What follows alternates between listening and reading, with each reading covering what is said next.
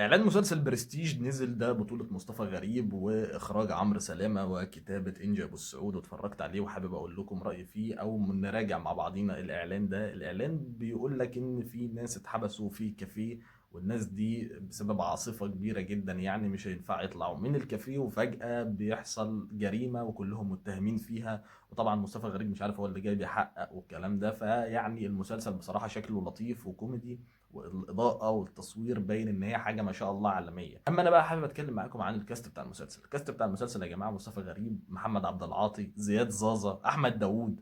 فالكاست غريب بصراحه، وفي يسرى وفي حاجات غريبه. انا بالنسبه لي المعلومه اللي طلعت بيها من الاعلان بتاع المسلسل ده بصراحه يا جدعان، ومع كمان مسلسلات رمضان اللي اتعرضت، ان اللي يخش يدرس في معهد فنون مسرحيه راجل ناقص.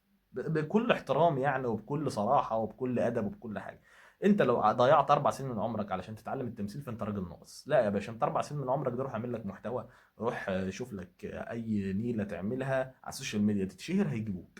لكن الشغل بتاع ان انت تتعلم تمثيل تبقى انت ابن 60 في 70 بصراحه. في الزمن اللي احنا فيه ده مفيش حاجه اسمها تتعلم تمثيل يا ابن الحلال.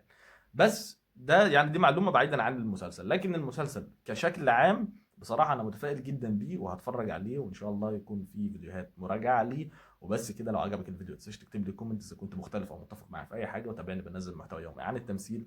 وسلام.